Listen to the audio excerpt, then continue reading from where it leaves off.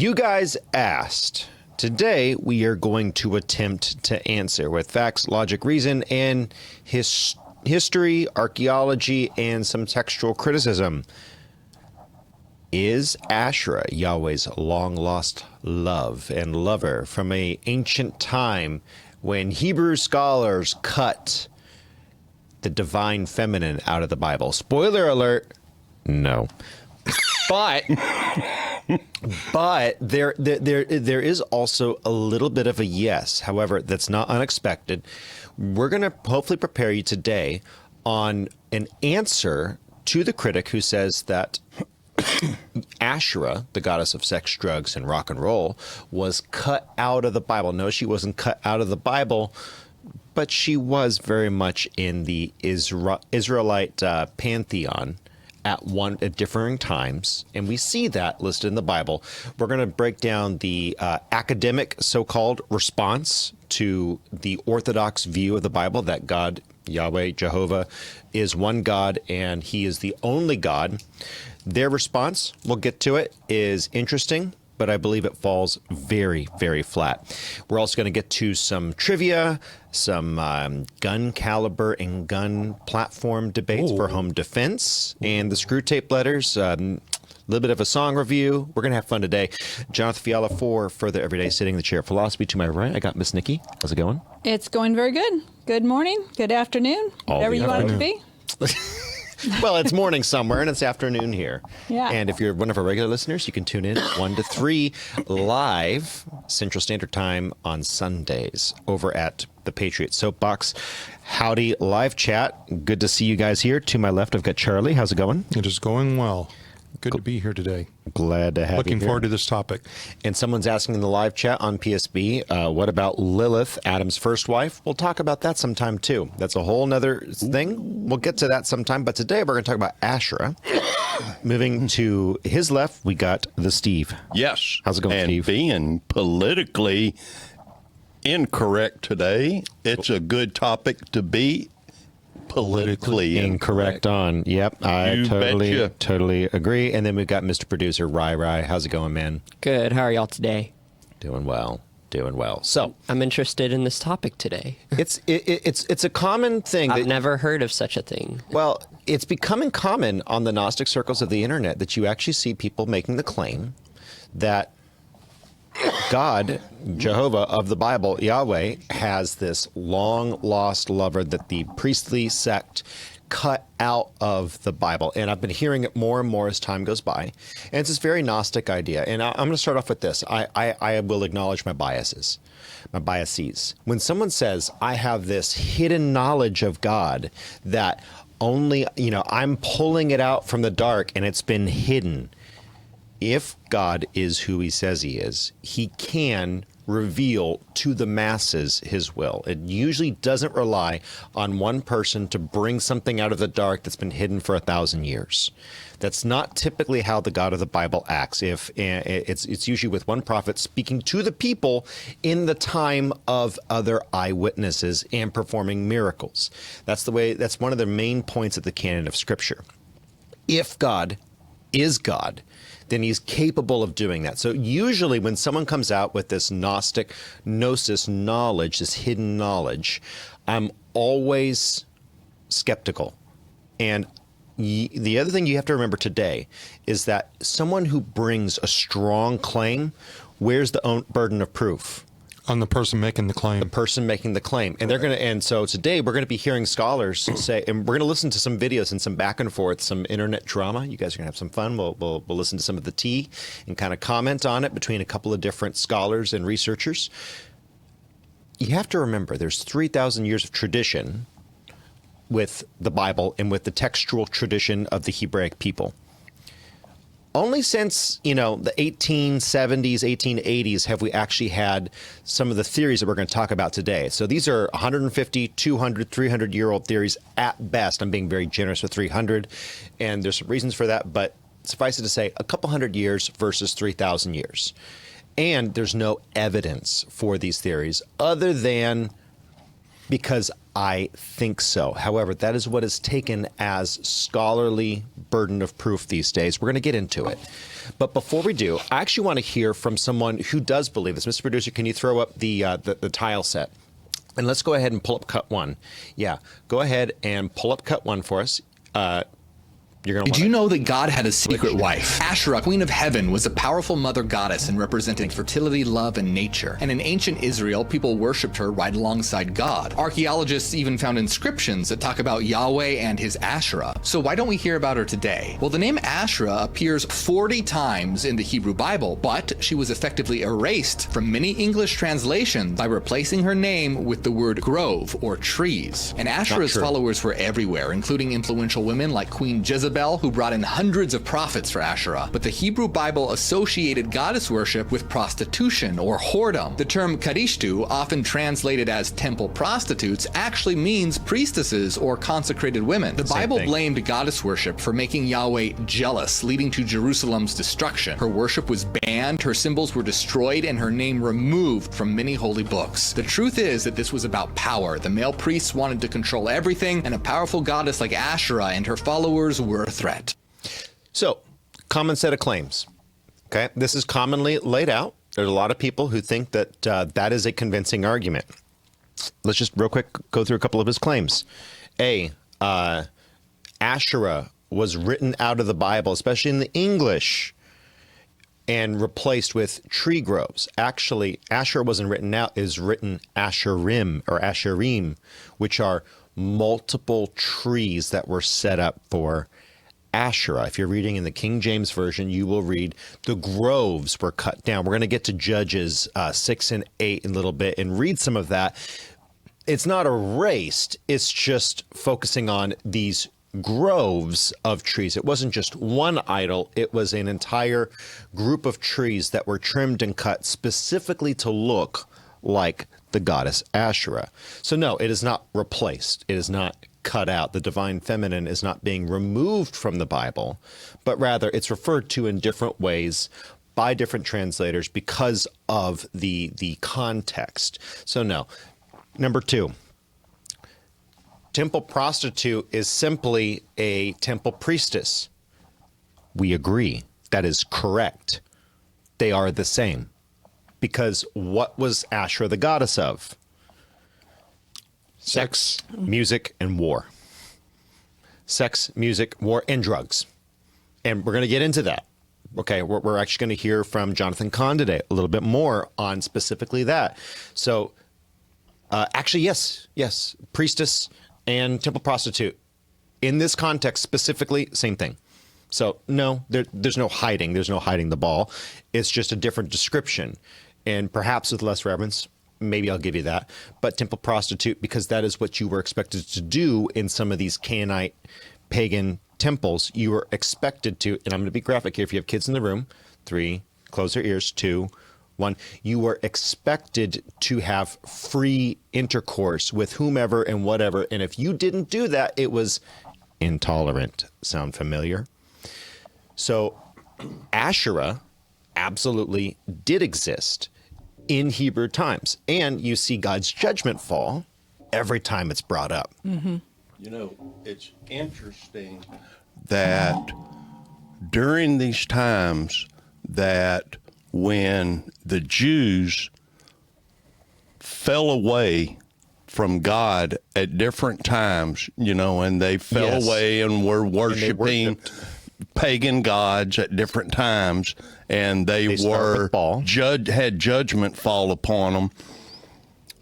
They have people like this guy come on and make claims that all of these pagan gods are things are written out of the Bible, or these were taken out of the Bible, or they didn't do this, or they didn't write this into the Bible. This was written out, or it's this God. You know what I'm saying? There was a difference of opinion in what was orthodox. And so the question mark is not, were these written out of the Bible? They were never a part of the Levitic priesthood tradition. It was never a part of the tradition. It was an accretion that was brought into the temple. And the Bible specifically speaks to it. It wasn't erased.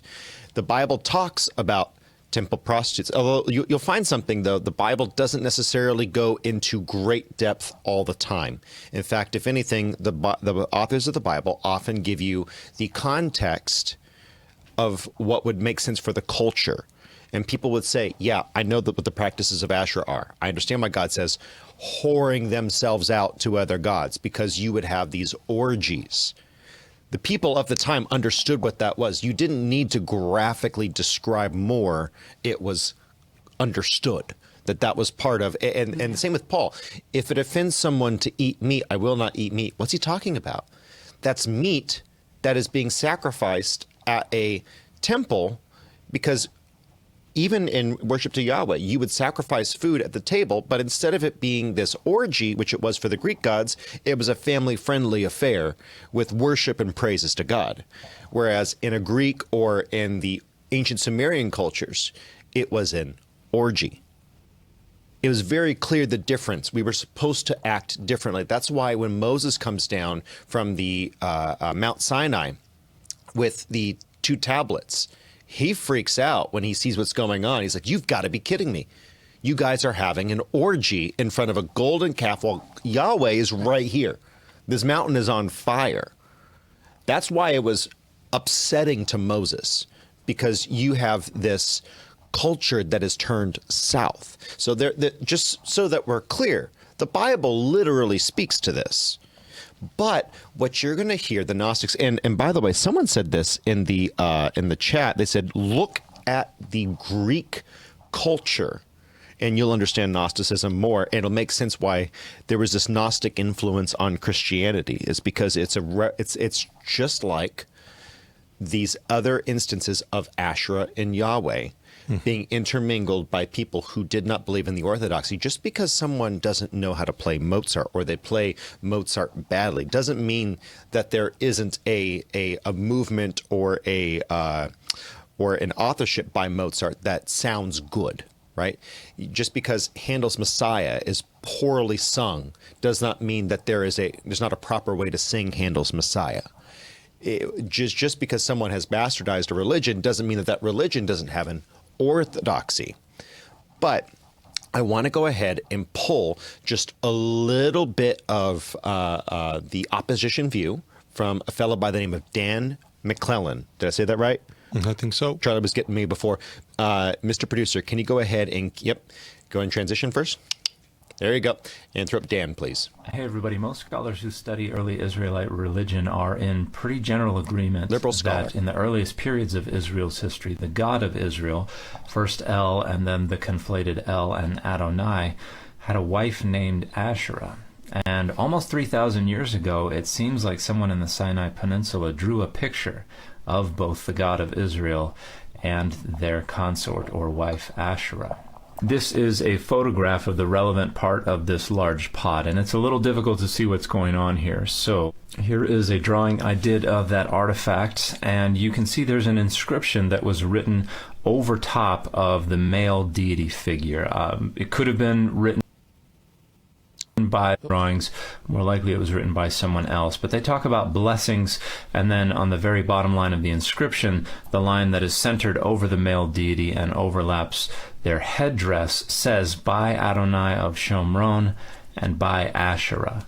And so this inscription most likely understands the 2 deities to represent Adonai, the God of Israel, and their consort, Asherah, the goddess of Israel. Now, a common... Does that preclude an Orthodox Hebrew understanding of Yahweh? The fact that there's pottery found where people were worshiping both Yahweh and Asherah, does that preclude that? No. No, that's correct. And what you're going to see, Dan McClellan I believe he's former, I don't want to misspeak for him, Mormon, who has some rather, just liberal views of the scriptures, and he's very much a textual critic. And textual criticism, it sounds like, oh, well, it's fine to be critical of the Bible. It can withstand it. Well, you're going to hear the way they critique the Bible in a little bit is not only entirely inconsistent with how you would critique anything else in antiquity, but it's also an impossible standard for anything to uphold. So he's going to respond to, of course, what we just said. Of course, you're going to have people who worship Yahweh incorrectly, mixing him with other deities. But this is his response to that. Go ahead and play it, Mr. Producer. Response to this is that this is no big deal because the Bible tells us that there were apostate Israelites who were worshiping Asherah as the queen of heaven. But the problem with this is that the only negative references that we have to Asherah in the biblical text are dated by scholars to the reign of Josiah and after. They are part of the Deuteronomistic literature and the literature that would be influenced by it. So they date to the end of the 7th century BCE and later, and are probably the product of Josiah's campaign of cult centralization. We have absolutely no data from prior to the reign of Josiah that indicates anyone really had a problem with the worship of Asherah, and all of the material remains that we have that attest to that worship come from before that time period. If you're interested in reading more about Asherah as an... He's going to go into some references that he's going to cite, and there's some liberal sources. But if you're not familiar with the Deuteronomistic literature, that he is... The Deuteronomistic literature. Sorry. Oh my gosh, I can't speak today. Deuteronomistic, there we go. Literature that he's referencing, that is a specific set of cuttings out of the Old Testament that Dan McClellan and a lot of his ilk believe were coming from one author of 4. Okay, and Dan McClellan will actually retort that he does not believe anymore in 2 of them. So, Mr. Producer, go ahead and pull up the next cut, if you would, sir. Cut number 3. And let's go ahead. We're going to come back to this hypothesis in just a second, but go ahead and throw it up there. Cut number 3. This is a diagram of the Wellhausian hypothesis for the documentary theory or documentary hypothesis. And we're going to get to a little bit that looks convoluted. If it looks convoluted, it's because it is. Thank you, Mr. Producer. And if it looks like cockamamie baloney, it's because it is. But I do want to go ahead and actually explain why it is so. And before we get too far into the explanation, I actually want to hear him flesh out a little bit more. He's going to be coming from the perspective that the Old Testament was largely written. This is conspiracy theory stuff on the level of the sky is actually purple, and we were all hypnotized to believe that it was blue. Or this is worse than not believing in the round Earth. Okay, this is like I understand flat earthers. I do. I understand we didn't land on the moon. I don't understand the idea that you have 3,000 years of history and somewhere in between, someone just wrote these up. They just wrote the whole Bible and the whole tradition and plopped it down, and it just came out of nowhere. Really, four different authors. That is what the modern scholarship believes. To better understand it, we could spend a lot of time on the documentary hypothesis, but we're talking about Asherah today. So I want to just introduce you to the topic, and I actually want to go ahead and put on a little bit of a debate between Michael Jones of Inspiring Philosophy and Dan McClellan. And there's a little bit of a back and forth. And Mr. Producer, I'm going to have you pause it at different times. And Charlie and Steve, Nikki, if you guys want to jump in, feel free to say pause, because we want to actually address some of these points, because there's a really good debate going on. Dan McClellan blocked Michael Jones mid-debate. Kind of funny to me. But Michael Jones, Inspiring Philosophy, great YouTube channel, great thinker, although he is not a established scholar, as Dan McClellan is quick to point out and use against him. But they go into this debate, and I think it's very valuable. Go ahead and throw it up, Mr. Producer. There was no such thing as biblical theology until there was such a thing as a Bible. So it appears we're just defining biblical theology differently. I'm defining it how Bob Becking defines it in his book when he says... So I want to kind of cut to the chase here and identify a methodological concern that I have.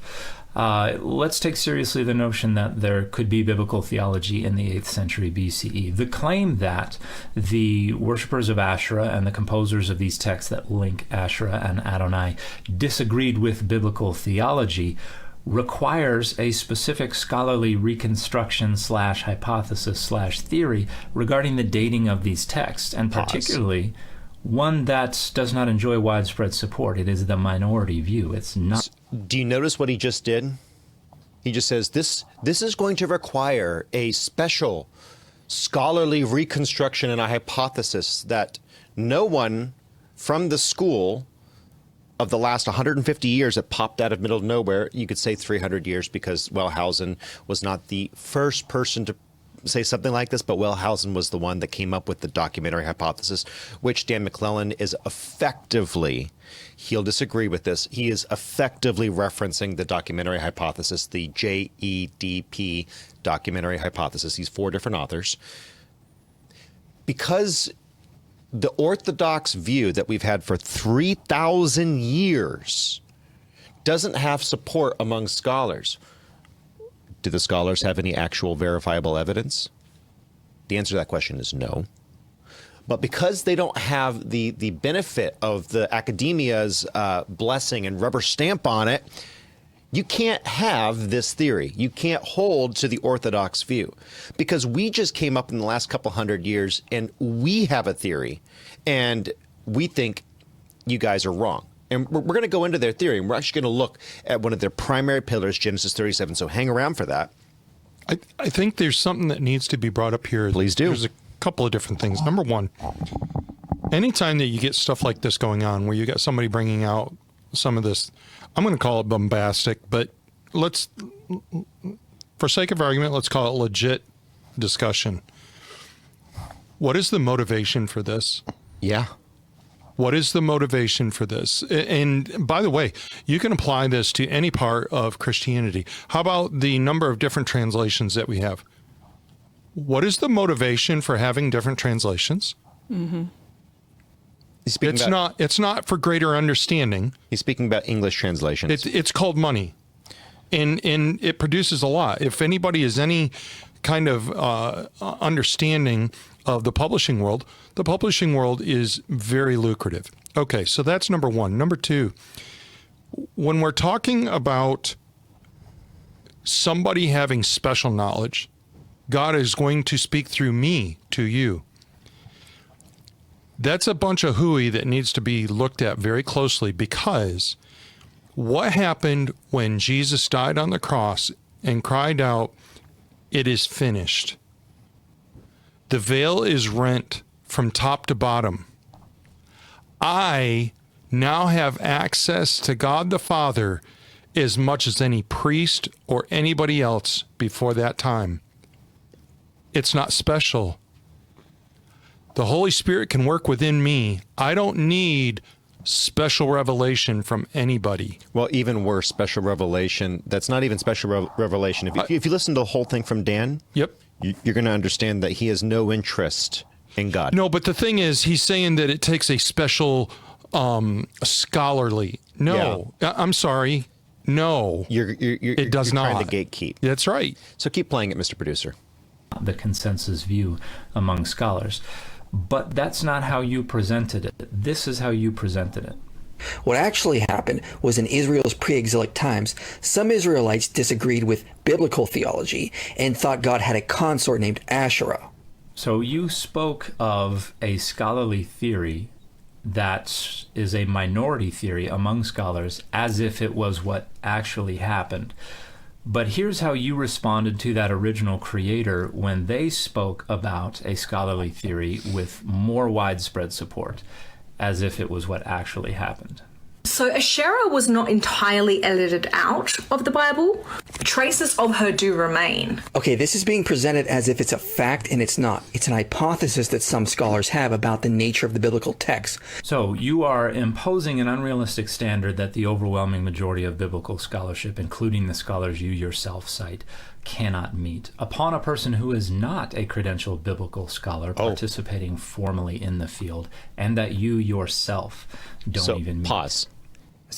So you're not a biblical scholar, so you can't correct someone else who's not a biblical scholar. First off, that reeks of institutional, just this narcissistic gatekeeping that is done. But 1, 2, he's not allowed to presuppose the tenets of his religion. I'm not allowed to presuppose the tenets of my religion to make an argument. You, Dan McClellan, cannot actually prove the documentary hypothesis or any variation of which you believe. You cannot prove that. You cannot meet that standard. We are talking about what was understood, what was best scholarly knowledge up until recently when you guys came with the claim that the Bible was somehow concocted in the last, 2,500 years, whereas it's been around for 3,000. You guys are the ones with the claim, Dan. You were the new kid to this discussion.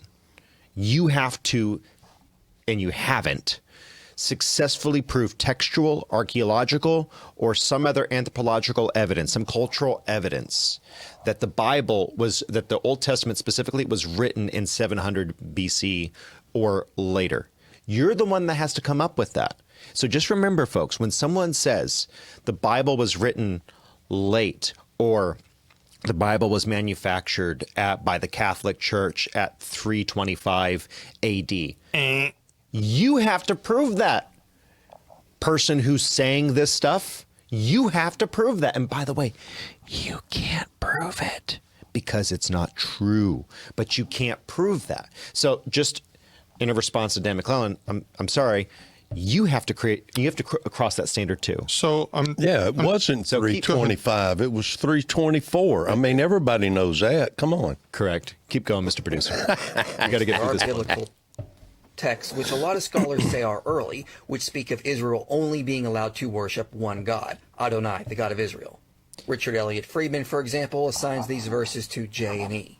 This would indicate early in Israel's history they were prohibited from worshiping any other god, including Asherah. So I have three main concerns with this point. The first is that the existence of J and E as documentary sources is not even a pause.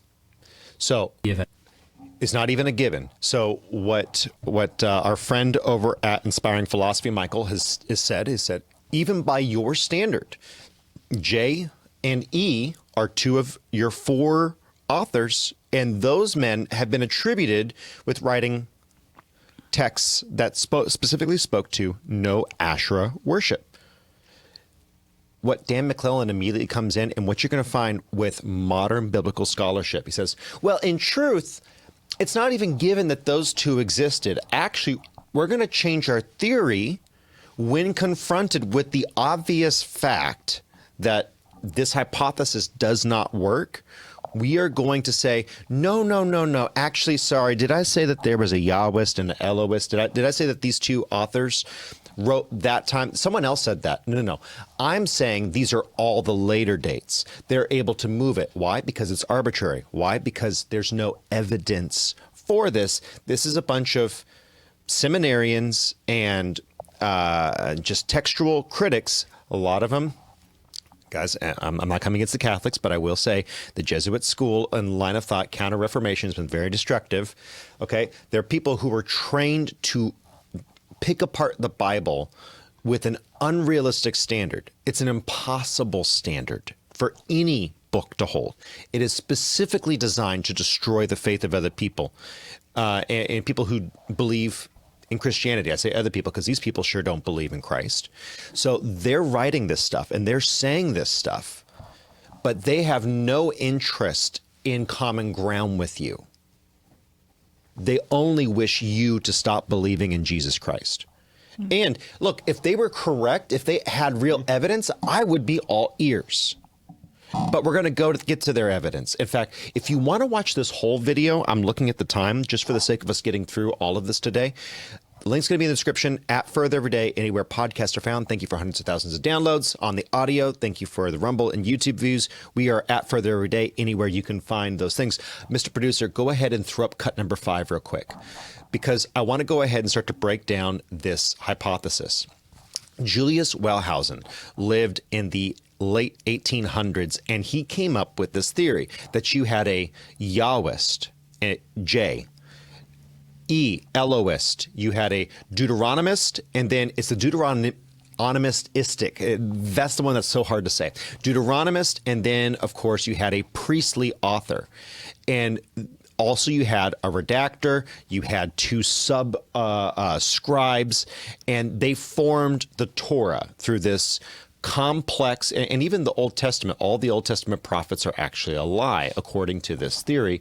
They are the construction and amalgamation of these people, Joshua, Judges, Samuel, Kings, all done by four scholars, 9th or 10th century, 9th century, 7th century, and 6th century. Thank you, Mr. Producer. BC. And notice they say BCE, before the Common Era. Who brought in the Common Era? Just don't start me on that. But the pure amount of disdain for godliness and for Christianity by these people who claim to be scholars and critics of the text. I hear they want to go to Mars. I'd be happy. I'd be happy to see them off to Mars. I would donate however much money I could to see them go. But let's put them on that spaceship that Elon's doing. Elon's doing. Yeah, I think so.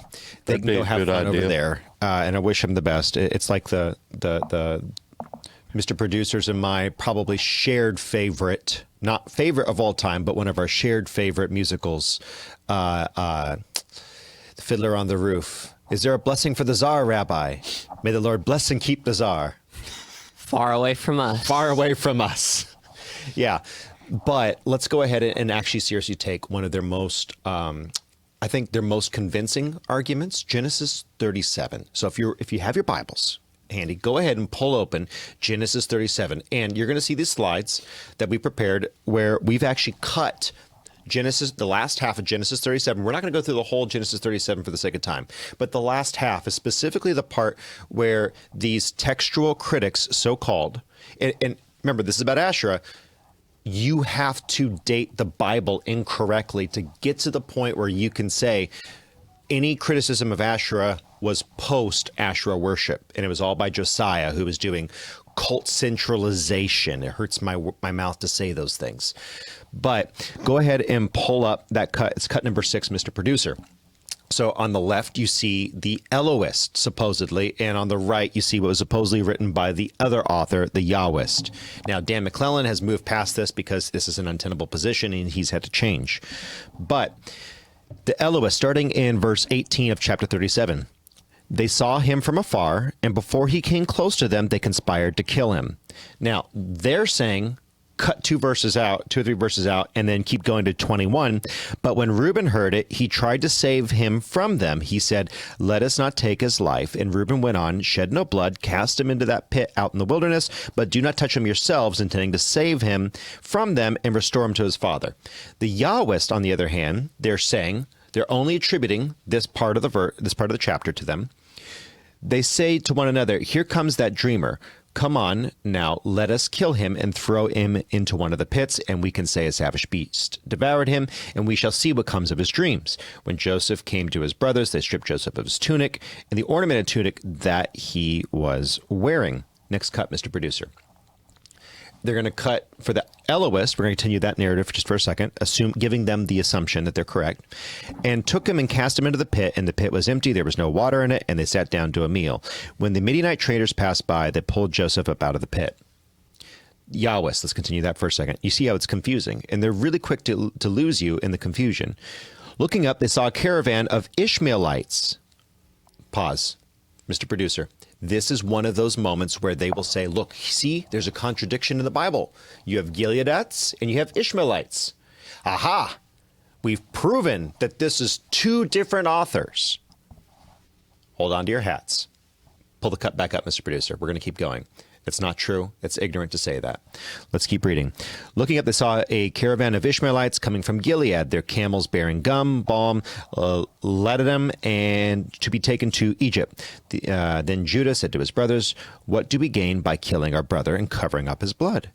Come, let us sell him to the Ishmaelites, but let us not do away with him ourselves. After all, he is our brother. Our own flesh, his brothers agree.'" Next cut, Mr. Producer. So we're going to pick back up with the Elohist. When Reuben returned to the pit and saw that Joseph was not in the pit, he rent his clothes. Returning to his brothers, he said, "The boy is gone. Now what am I to do?" The Yahwist. They sold Joseph for 20 pieces of silver to the Ishmaelites who bought Joseph to Egypt. Then they took Joseph's tunic, slaughtered a kid, dipped the tunic in the blood. They had the ornament tunic taken to their father and said, "We found this. Please examine it. Is this not your son's tunic?" Keep going, Mr. Producer. The Elohist, just continuing on. The Midianites, meanwhile, sold him into Egypt to Potiphar, a courier of Pharaoh and his chief steward. The Yahwist, he recognized it. "My son's tunic, a savage beast devoured him. Joseph was torn by a beast. Jacob rent his clothes, put a sackcloth on his loins, and observed mourning for his son many days. And all of his sons and daughters sought to comfort him, but he refused to be comforted. No, I will go down mourning my son in the Sheol." Thus his father bewailed him. And next cut, Mr. Producer. When Joseph, this picks up in the next chapter, when Joseph was taken down to Egypt, a certain Egyptian Potiphar, a courier of Pharaoh and his chief steward, brought him from the Ishmaelites who had brought him there. Now, first off, do y'all see any issues with the layout of this text? Other than it's a chopping up of the Bible. That's the big thing that I see. Let me spoil it for you. There is no mourning from Jacob, from Israel, in the Elohist cut. They cut out very important parts of the story, and they say, but it's repetitious. Hebrew literature was repetitious. We're going to talk about the chiastic structure in just a moment. It's very important that you realize that Hebrew literature was written with mathematical and poetic structure, partly to ensure that the original was maintained. If that was tampered with, you knew that it was not the original. And a lot of that poetic and mathematical structure is what they take issue with, because they are not students of the Bible. They are specifically here to destroy your faith. The modern textual critic, not all seminarians, not all preachers, not all biblical theologians. That's not what I'm saying. But the critical textual theorist, it's a German theory, the same place we got fascism, communism, all comes out of the left wing of the Enlightenment. So too does critical scholarship. And I'm not trying to poison the well here. I'm not trying to say that my opponents are Nazis, although a lot of Nazis did hold the document hypothesis, and some of them were some of the main contributors to these types of hypotheses. I'm not saying that. I am saying it comes from the same line of thought. Now, you read it normally. We've all read it normally over our lives. If you're a Christian, you've read Genesis 37. You know the story. Ishmaelites versus Midianites. If you are unaware, this might sound like a contradiction to you. Let's read a different part of the Bible. Mr. Producer, go ahead and pull up this cut, and let's solve this with the Bible. Can you read that, Miss Nikki? Then the men of Israel said unto Gideon, "Rule thou over us, both thou and thy son's son also, for thou hast delivered us from the hand of Midian." Who? Midian. Okay, go down to 24. Keep reading. And Gideon said unto them, "I would desire a request of you, that you would give me every man the earring of his prey, for they had golden earrings, because they were Ishmaelites." The Midianites were what? Ishmaelites. Oh, you mean Midianites were descendant from Ishmael. They were a specific tribe of Ishmaelites. Mm-hmm. Oops. Let me read that context one more time for you with the John Arthur paraphrase. Hey, guys, we don't have to kill our brother, says Judah, not knowing that Reuben has his own plan, okay? Hey, let's just sell him into slavery. There's some Ishmaelites coming. Oh, hi, guys. How's it going? Oh, you guys are from Midian. Cool. Okay. Yeah. Hey, we got a troublesome brother to sell into Egypt. Oh, yeah. Hey, yeah. Those are great Ishmaelites, right? Yeah. I think those Midianites, they're kind of fun. It's no different than saying, oh, yeah. Hey, those Americans are coming. Oh, you guys are from Texas. That's cool. Yeah, those Americans, they're crazy, especially them Texans. If you actually cared to read the Bible with an intent to understand it, you would know that Ishmaelites had many different tribes. And one of those was Midian. But this is one of the main things. And whenever someone says there's an error in the Bible, every time, it's something like this, where if they were actually interested, not in critiquing, but understanding the intent and purpose, they would understand that the Bible has stood clear, clean, and simply undefeated. It has not been contested successfully once ever. Sorry, not with anyone who's actually interested around to say, look, this is what it actually says, and it is very clear. It's not an issue of dogma defending your belief system. It is clear. So that is how they date it. This is why they say, and how they get those dates. How the 1000/900 BC, 700 BC, 600 BC. It's arbitrary. It's based on assumptions about Jewish culture. There is no serious underlying archaeological, anthropological, textual, there is no serious basis for it. It does not exist. Why did we go through all of that? We'll get to it in just a moment, but you have to understand what the Bible is to be able to, and what they're saying it's not, to be able to understand their claim that Asherah predates the Bible. Asherah and Yahweh's union predates the Bible. There's something else, though, that they really do not look at, the folks who are supposedly scholars of the Bible and are proponents of the documentary hypothesis. Next cut, Mr. Producer. Anyone here ever heard of the chiastic structure? I don't think so. Let me break down the chiastic structure of Genesis 37. You have rhymes throughout. It starts with an A, B, C structure. So 1A in the beginning, chapter 37, verse 1, Jacob is in Canaan. 2A is going to be 37, 36, Joseph is now in Egypt. Now pause, Mr. Producer. What's the purpose of this? You're going to see you have A, B, B, C, C, and when you get to the end, the most important part of the narrative is the center. Throw that up again one more time, Mr. Producer. 1B, Joseph's bad report about his brothers contrasted with Israel's love for Joseph. 2B, the bad report about Joseph, Israel is mourning the loss of Joseph. 1C, his father gave him a tunic of many colors. 2C, they dipped Joseph's tunic in the blood of a kid of goats, defiling it. 1D, Joseph's brothers hate him. 2D, you see the hatred of Joseph's brothers carried out. 1E, Joseph's dreams are expressed. 2E, they said this dreamer is coming. 1G, Israel sent Joseph to his brothers in Shechem. 2G, his brothers are in Dothan. Central axis, I am seeking my brother, says Joseph. What is Joseph in the Bible? He's a type of Christ. He's a Christ typology. He is a sit-in. Mm-hmm. Jesus comes to seek those who do not know the truth yet and who hate him. That is the purpose of the chapter, and that is why it is structured in this chiastic structure that you see formulating. It's coming down to the central point. Now, John Arthur, you're just imagining that, says Charlie. And Charlie, you might be right. If it wasn't in every other chapter and structure in book of the Bible. Throw up 2 more, Mr. Producer. Go ahead. Next cut. You can see that Revelation on the left is done this way. You've got the prologue and the epilogue, 7 angels, 7 epistles. Goes all the way down to the center, Satan thrown out of heaven, Jesus coming down to earth. You see the exchange at the center of Revelation. It is the center point. The chiastic structure is something that is biblical. It has been long used as a literary form, and actually a lot of ancient cultures use this. On the right, you see God's decision to destroy the earth, talking about Genesis, the Noah narrative. God's promise to never again destroy the earth is A2. And in the center of the Noahic structure, you see God remembers Noah. You see 40 days. You see 150 days. Thank you, Mr. Producer. On either side of the chiastic diagram. And why is Noah's account so repetitive?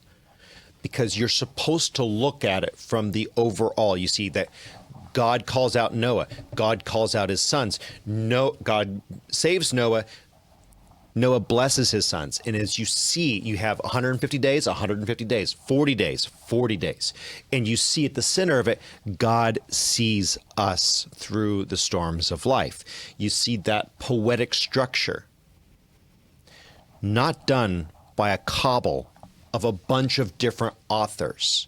This is something that was done very intentionally. And if you're familiar with the equidistant letters, you familiar with the equidistant letter theory? Yes. What is it? You skip 49 letters. In every 50th letter, what do you see in the Torah? One that lines up. You see one of the consonants of Torah spelled towards the center of the Torah. So Genesis, Exodus go towards Leviticus. Mm-hmm. Numbers and Deuteronomy, you will see that inverted. Yep. Is that a strong proof? No. There's a lot of places that you can move, but you'll see that there are many, many more than just the equidistant lettering.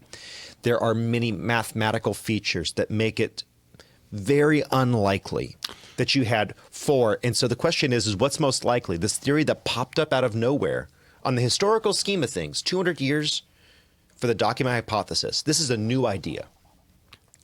And it has no evidence, no basis.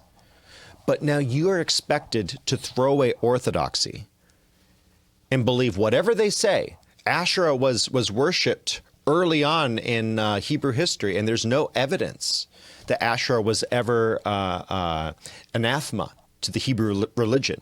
Why? Because we have this concocted theory that has no evidence, and it popped up in the last 200 years or so. I think there's something to be also said. I mentioned earlier about motivation, and I think another item that we need to pay close attention to when we come to this kind of stuff, what is the character? What is the character of God? Nikki and I were talking about this earlier this morning, and she made mention that it would be very difficult for somebody to come along and shred my person, my character, if you will. Why? Because she's the one that's lived with it. She's been there. She understands whether that sounds right or whether that doesn't. And when you talk about studying God, when you talk about studying His Word, and I would encourage anybody that's listening to do just that, you will understand that He is a true God that does not misspeak. Mm-hmm. He does not act in an appropriate way. You may not understand things, but there are always understandings of what He's doing. Yes. It needs, I think of that verse that where He says, "Thou shalt find me if you will seek me with all your heart." Mm-hmm. That's an important thing.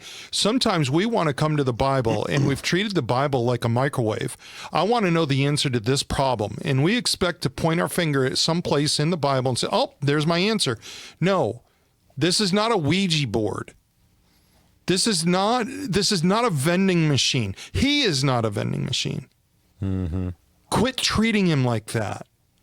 Put the effort into understanding.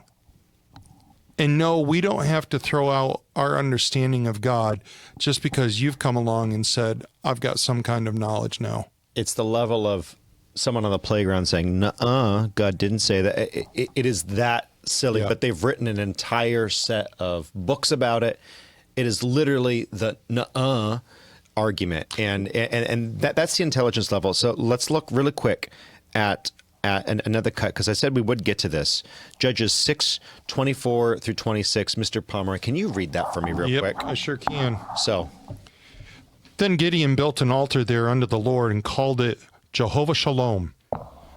Unto this day it is yet an Ophrah of the Abiezrites. And it came to pass the same night that the Lord said unto him, "Take thy father's young bullock, even the second bullock of 7 years old, and throw down the altar of Baal that thy father hath, and cut down the" what? "grove." Asherim. Keep going. "That is by it. And build an altar unto the Lord thy God upon the top of this rock in the ordered place, and take the second bullock, and offer a burnt sacrifice with the wood of the grove which thou shalt cut down." The Asherim, which thou shalt cut down. You'll find, actually, that Baal was first, typically, coming into a belief system. He's kind of the pillar. And then you had Asherah, and then you had Molech. And just to describe a little bit of why I think this whole contrived thing of Asherah being Yahweh's consort, his wife, his scorned lover. Let's go ahead and listen to a scholar who is deep in Hebrew history and has actually looked into Asherah, and actually let him describe what Asherah worship looked like. Go ahead and pull up that cut, Mr. Producer. And she's the goddess of sexuality and Jonathan sexual Kahn, folks. immorality. She's also the goddess of war at the same time. She's also the goddess of prostitutes. She herself is a prostitute, and she is the goddess of rampant sexuality. So when you look at what happened to Israel, first comes Baal, then comes the goddess, Asherah. And so they get into sexual immorality. That's part of what happened. But look at America now for a moment. What would happen if she comes? First, it's the putting out of God, opening the door. Baal comes in, the possessor, takes a nation to make it forget God and forget it even knew God. That's where we are now. Right. And it all started early 60s. But what happens right after that? If she came back into the world, if she came back to America, there would be something that would affect, that would change sexuality. What happens? The sexual revolution happens. Okay. Right? Like clockwork. And in the Bible, it's always Baal, Asherah. So first that, then comes it, starts overturning sexuality, overturning norms that have been there for 2,000 years. Christian version, marriage, family, everything gets overturned. She hasn't stopped. We are still in this now in a deeper stage. But that's what all begins, like clockwork. Right. We don't even know at this point what ends this will serve. How far will God allow this to go before he returns and judges the world? Yes. What is her connection? Is it the teaser of the beginning of the program? I mentioned pornography, which, if you've done your research, you know that this is affecting our church leaders now. Yes. Allie and Donna wrote a book, Dark Covenant, in which they brilliantly outlined how many of our leaders, this is your youth pastors, folks, this is your pastors, are now more than 40% of the church leadership in this country either casually or self-identify as one who might be addicted to pornography. What is her connection to pornography, drugs, witches, and the occult? Yeah, she is called the harem too, which means the prostitute. So a prostitute, number one, takes sexuality out of the marriage chamber and into the culture, into the public square, into the marketplace. So first, she sexualizes the culture. Pause that for we turn away just a from God. second? Yes. This is what comes. Be quick. Yeah. How can you even begin to imagine such a pure and holy God wanting to be with a prostitute that is someone as... It's antithetical. Like Asherah. I mean, really, think about it. It goes against God's character. Well, I was going to think about it. It makes him a hypocrite because what does Jesus say? No, not Jesus. Was it Jesus that said, "Don't be unequally yoked"? Yeah, yeah, correct. Right, Ryan. Exactly, brother. Yeah, it's Amen. hard to pick that up with our software where we were. But he goes on to say, this is why I was saying be quick, but that's fine.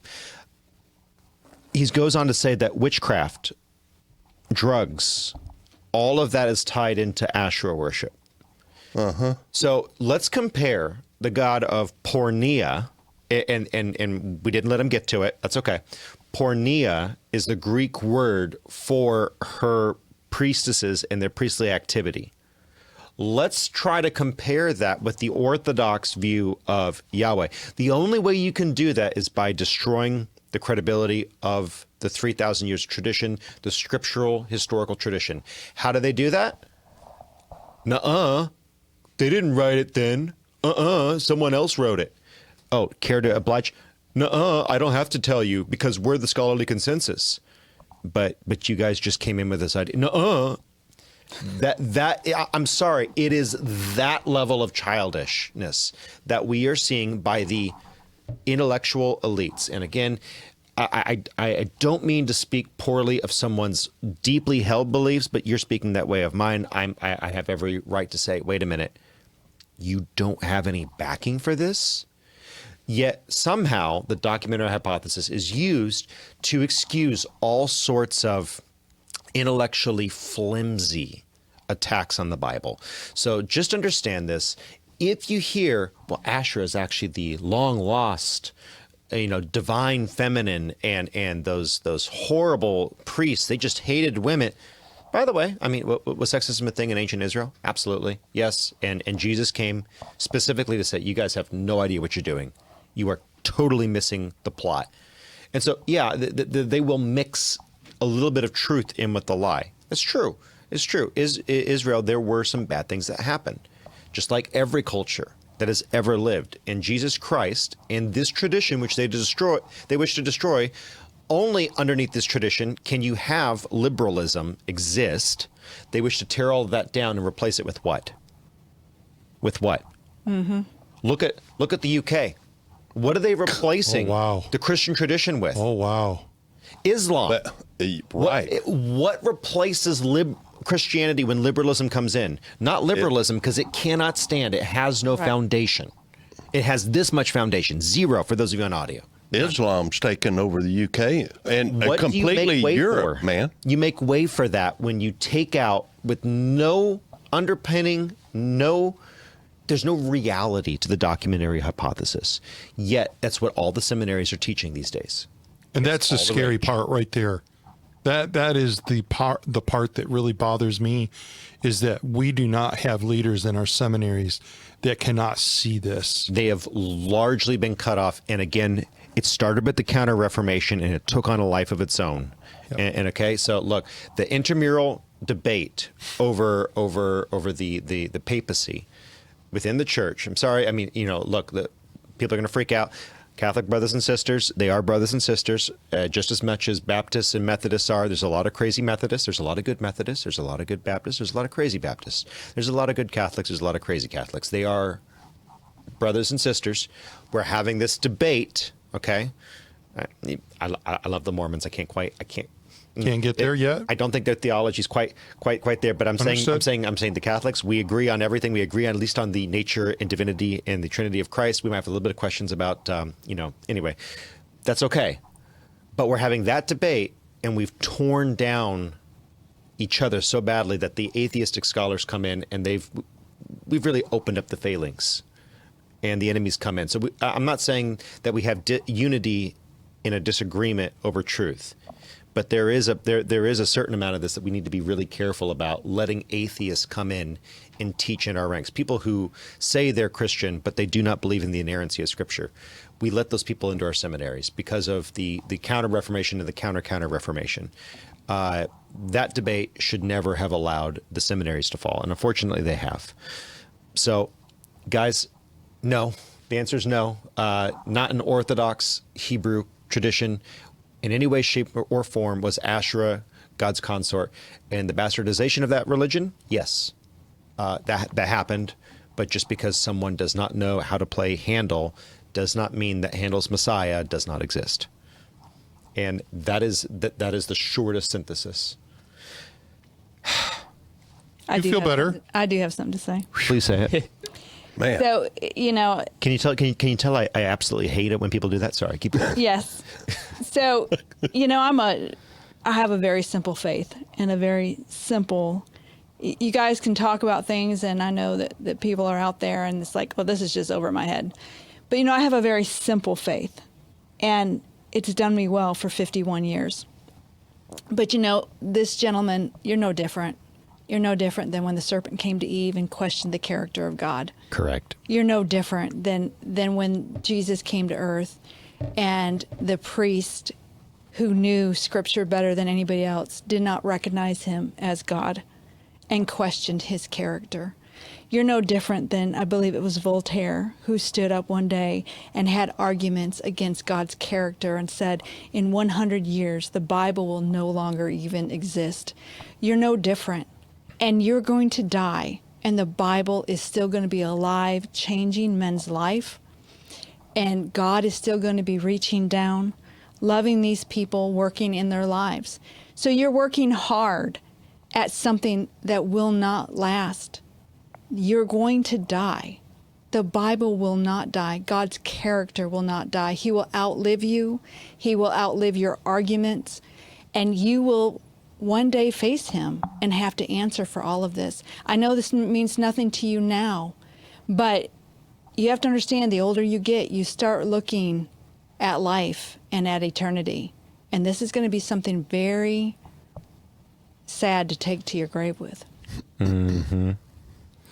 So someone put this in the chat, and they asked the question. It's kind of a random one, but I thought it was worth responding to. This is from Doug333. Is it accurate to say that Jesus will forgive you until your dying breath? Yes. In fact, I would argue that your dying breath may or may not be longer than you even think. If God needed to take more time, more perceived time to convince you between the moment your heart stops beating and the moment your spirit leaves your body, near-death experiences prove. It's not just me thinking or coming up with this. Near-death experiences prove that there is a time for a lot of people. Some people have been saved after their heart stopped beating.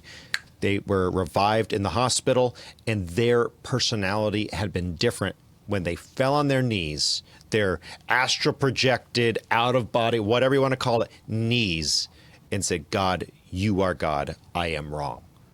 So there is always hope. As long as there is life, there is hope. And that is the short answer to that. And we probably would also encourage you don't live your life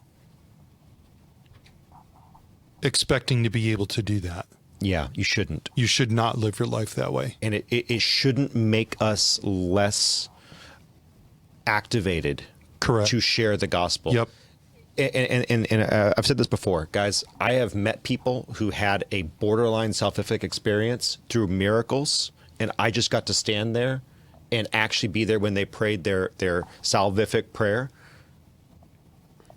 God does not need you for evangelism. He wants you. Yep. Mm-hmm. He wants you to take part in that work.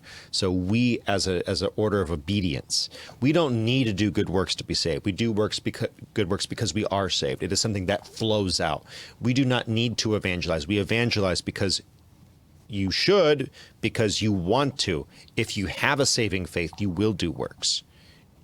Those two are indistinguishably the same. Works and faith. They both come. One comes out of the other. Otherwise, the other is not true. And so so we should be doing just that. I think we have some facts. Nikki knows facts. Miss Nikki be knowing. Nikki be knowing? She be knowing. Nikki be knowing. She be knowing some facts. Okay. She be knowing some facts. Papers here. Christmas regrets and precious memories. Yes. So Christmas is over with. Do you know a lot of people go through after Christmas blues and actually have to go get some therapy? Yeah. Because of some of the disappointments that they go through. Well, let's talk about the top 5 examples of your Christmas regrets. And we'll start with cutting. There we go. Gifts that don't fit or suit recipients. Okay. Clothes bought without knowing sizes, taste, or lifestyle, leading to awkward moments.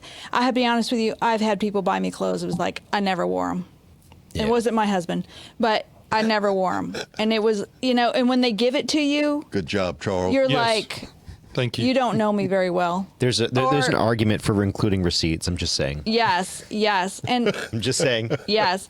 Also, buying a book for someone who doesn't read books. Now, I will tell you that sometimes you're trying to encourage them to read a book, and you're giving them a book, but it might be a book that you like, and that's just not part of their taste. I think this really goes to the heart of when you think about the wise men coming to visit Jesus, what did they bring? Purpose given, gold for the king. And when we give at Christmas time, what should we be doing?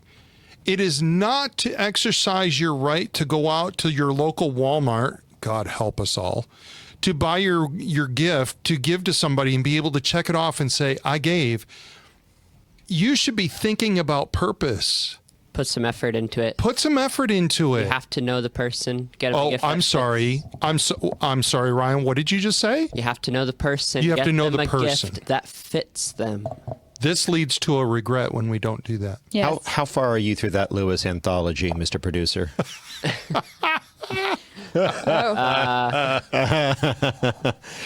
I gave him the whole Narnia list. Anyway, keep going. All right, number 4. Tech gifts people don't need. Everyone loves gadgets? Not necessarily.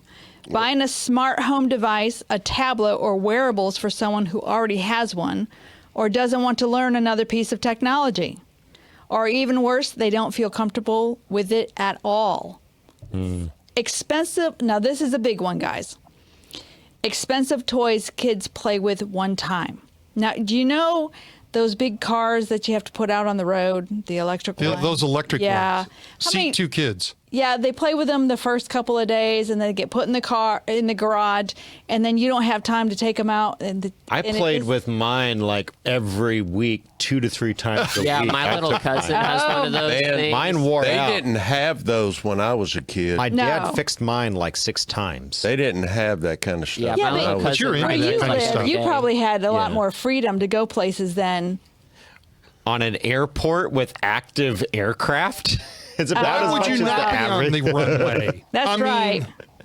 So, Man, you was probably Fast put way to get run wings over. on yours and stuff. yeah. Probably, I'm going down and I'm going to buy. Give me clearance on. You were saying, Miss Nikki? Yeah. All right, it's expensive toys with kids, and then spending more than planned to keep traditions alive. Ooh. This is a big one for most people. You want to keep your traditions alive or something, and you are spending more money than what you have. We had to make an adjustment on that. Yes. Because we got 5 kids, and how many grandkids now? We're up to 14. Woo. And, yes. You know, when you're talking about buying gifts for your kids, are we buying for the spouses? Are we buying for every grandkid? And I do buy for every grandkid. Oh. And I do buy for I buy, yes. But here's the deal. I've got some ice for your wallet. Yeah. Here's the problem, though. What does that impose on them? An obligation. It feels obligatory. And now we're going to get to a point, if we're not careful, people are going to live outside their means. And get creative with your Christmas giving. It doesn't always have to be a gift that's bought. How about a Christmas gift that's made? Right. For my grandchildren, I always tell them, this is the dollar amount that I'm going to spend on you. Get on Amazon and tell me what you want. There you go. And give me three choices. So you don't know what I'm going to get you, but you know what I'm going to spend on you. And you get on there and do it. Nikki does Christmas very differently than what I would. Well, Melissa that's Perry's. your stingy. No. For those of you that are listening, that statement is being retracted right now. Melissa Perry's in the comments section says, I rode my little electric car until the charge ran out, then asked, is it charged yet? I was going to say. She's with Mr. Producer and I. I mean, we rode ours into the ground. No, I didn't have one. I was saying my little cousin had one. He rides his every single day. Okay. When I went and visited him, he would always want me to act like a dinosaur and chase him in that thing. Dude, oh, my goodness. You know I would do that all day. You, of all people, know I would do that all day. Anyway. This is like what I had. Roll the dice. Roll the dice. Crack pipe hunter. This is what pedal I had. Car? Mine was a pedal car, no charging. Oh, amen. That's what I had. That's the ultimate. That's the best pedal kind. car. That's what I had. That's the best kind. It is the modern day Fred Flintstone vehicle. Yes. See, I had the true Flintstone one where you just put your feet down and you pedal walk. car. There was no pedal. It was just walking. No, pedal is it. Fred, Pedal's cool. If Fred had been thinking, he would have admitted that. had that. I had a pedal car. All right. Yep. You probably did too. So number one is the credit card purchases that you cannot afford. So now you're in debt. It's the beginning of the year and you're feeling bad. But I did start something this year. I've thought of Christmas ahead of time because I have so many people to buy for. But this year, I'm doing a little bit of Christmas every month. So I've already got a planner out so that I don't have that big financial burden at the end of the month. It's going to come throughout the year. So that's something to think about. That to others. Be smart about it. And let's look at the 5 mentioned. Let's look at the other 5 honorable mentions. Yeah, honorable mentions. Gifts for people you barely know, and you feel like you're obligated to spend money on them, and that makes it hard. Especially if you're at work. Yes. Giving holiday gift cards. And we talked about clothes that no one will ever wear again. Now, I will tell you about the holiday gift cards. I love gift cards. However, watch this, guys. Giving gift cards is a $1 billion a year profit for the company that you bought the gift card from. Because stop buying Starbucks gift cards. 20% of the people will forget they have the gift card or they'll lose it. Yep. And so that company gets to spend that money. Cash money. $1 billion a year. Give them Something cash. to think about. Now, let's talk about the pleasant things of Christmas. Go to the next one. The memories. Yes, top 5 Christmas memories. Woohoo. And by the way, I base a lot of things, what I do with my Christmas, with my grandchildren and my family, based on what I experienced as a child. 5 Christmas movies. So I do have some Christmas movies that we have to watch every year. It's just part of the Christmas routine. And I know that my grandchildren, some of them have Christmas movies that they do also. It's just part of the Christmas Darling, what's your favorite one? Go. A Christmas Carol with George C. Scott. George C. Scott, folks. George C. Scott, Christmas 1984. Carol. 1984. It's the only one. Best one. Don't watch anything else. You don't want to watch the others. Don't watch anything else. But there's also another one. Charlie Brown Christmas. Yes, you It's love a wonderful that one. life. Oh, as a matter of fact, a couple of our grandchildren requested that this year. Oh, I love it. Yes. Good. So in the comments, you got 'em right you there. certainly want to let us know what your favorite movie is. Yeah. Yeah. And I'm Favorite certain Christmas that you'll movie. put in George C. Scott's Christmas Carol. There you go. If Number you haven't 4. seen it, go watch it. Next one. Number 4 is food. And again, when we get together as a family, we have certain foods that we eat every I single better year. see some marshmallow treats. Every year. Food is a big memory. Yep. All right, number 3.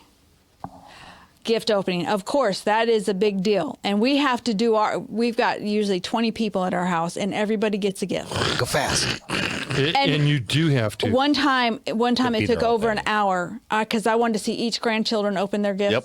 And so finally, it took so long. What I do is by family. Okay, this family's children get there, they get all their gifts, and everybody just starts opening them at one time because it took so long. Correct. All right, number 2. Family games. We do that too. It was this year, my son decided that everybody was going to get a elf name, and we had to call each other by their elf name, and my name was... I was Pinky Snickerdoodle. I was Pinky Plumbottom. And they couldn't call Pinky Plumbottom. That's what I was. And it was fun. Unreal. It was fun. It was fun because you couldn't remember anybody's name. I'm coming up with a game next year. Okay. I think you should. Number 1. You can tell me I said that. Christmas math or the candlelight service. And I will tell you that this at our church, the candlelight service was full. And it was full of people that some of them had left our church a long time ago. It was full of a lot of people I didn't even recognize because it was families coming together.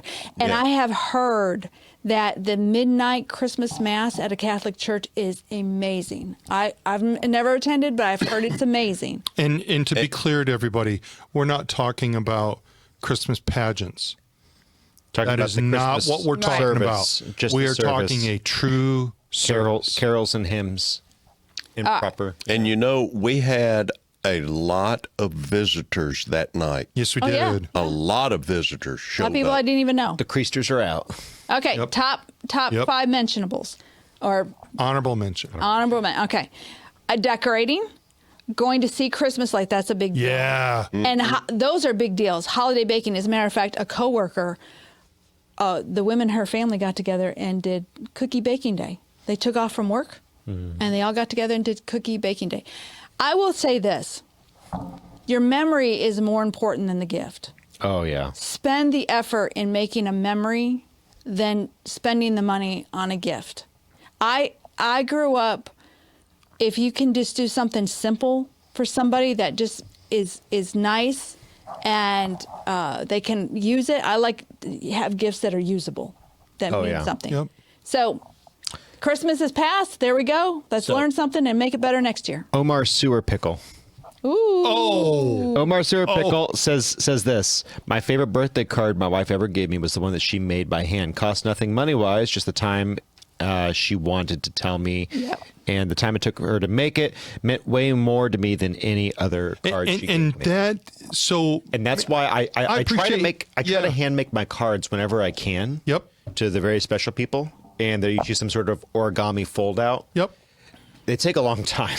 They so do. I don't do them as much. But then that goes to the heart of what I was bringing up earlier. Sometimes It's the something thought. given that is made with your hands Is more, yeah. is so much. It's so much more meaningful. Yeah. Yeah. And I appreciate Omar bringing that out. Yeah, indeed. This has been Nikki Knows Facts. And now Thank you, Miss Nikki. we have some Yes. shenanigans. Ooh. Ooh. Ooh. I think you skipped one, bud. Shoot me a buffalo. Nope. Stay out of my garbage can. I'll keep it to myself. Are we doing defense with a different spelling this year? Yeah, I think I think someone. Yeah, I didn't catch that in. That's okay. Go ahead, Steve. You what? Huh? So someone misspelled defense, I didn't catch that in proofing. I'm thinking about going to the football games and seeing defense. Defense. So Steve is going to defense you. I'm on a defense. So let's lay out exactly what the argument and what we're talking about here. There's a lot of people out there who have their opinions and thoughts on your best home defense tool of choice. Correct. Is it a pistol? Is it a shotgun? Or is it a rifle? Now we've got a couple of each in here that Steve has prepared, and we're going to go through the pros and cons of each of them. And hold your thoughts. Yeah. Steve's going to go. So go ahead, Steve. Okay. We got the first one here is the Glock 19. By gosh, Glock. And Okay. this is a pistol. Full-size pistol is what you got. Full-size pistol, which is probably the number one selling pistol on the market right now. Yep. The Glock 19 is probably by far the top selling pistol. If not, It really is. Military. If not the most sold Right firearm now. ever. If Right. not. Yes, it is. It's arguable. And it's really, I don't shoot a Glock. It's not really a in my hand Kind of gun. You just kind don't of gun. You don't know how to hold it. Yeah, I guess I love so. you, Steve. I'm carrying one right now. I'm telling you. So It is probably one of the really a fantastic gun. It really is. It has few parts and it works great because you pick it up and it shoots. In the context of home defense, though, we've got a Glock, a full size handgun. Correct. Okay? And really, you could put any non CCW handgun in this category. Something with a high ammo capacity. Right. Wheelgun owners, I'm sorry. I'm just not. We're not going to reference you today. Something with multiple rounds. Okay, with Correct. a high round count. High round count. Full size pistol. So Correct. Arguments for and against. Arguments for. It's probably spoiler alert. It's probably the best choice that you can pick. If you had to pick one for home defense, it is probably the best choice. And the reason why is lots of rounds, short maneuverability, and you can, if you have to, maneuver wife and children doors with one hand, or husband and children. I mean, you know, And you just got Glock back here. 19 is what, 22 rounds? Or It's a 17. 17? 17 with a standard magazine. Of course, you And can go a to 22 33. round extended. Yeah. You can go up to 30. So that's the full size handgun. So now we're going to go to the next one. Next one, 6-hour P365 XL. Now you put this in here. Yes, I did. Because it's your carry gun. That is the carry gun that I use. That is my EDC. And it's actually. it's a subcompact or compact. Well, it's a compact marginally because it's the XL model. Yeah. And it's about a 4-inch barrel. And so it's what it is. It's a much smaller gun. It's going to have lower penetration, but it's something that's a lot easier to pocket. Right, and it's got what I've got on mine is a Wilson Combat Grip, 17 rounds. Yep. And in the context of home defense, it is you're excellent also shooting gun I've got, and that one shows a Holosun on it. In the context of home defense, you're also talking about something that has a red dot and a flashlight on it. Correct. So your basic handgun is going to run you much less. Yeah. But if you spend a little bit more money, I'm not a great shot, but I can, if I'm kneeling down and putting a knee on an elbow, I can put shots out, 7 or 8 shots out of 10 on an IPSC size as a human-sized target at 100 yards. Okay, I'm not a great shot, but the red dot helps. Yes, it extremely. Helps with quick acquisition. I could do it without it, maybe, but it's much faster. I can pop at 100 yards, and 7 to 8 out of 10 shots are going to hit. Yep. And again, if you're a better shot, you'll be able to really have that extra difference. So in close quarters, that red dot is really nice for quick acquisition. Very much so. Very much so. And it's good in low light. Yeah. Absolutely. Very good in low light. Absolutely. So that and a flashlight, guys, do not use lasers on your guns. Yeah, lasers aren't great. If you're using it, it's in the half second before you blow the thing away.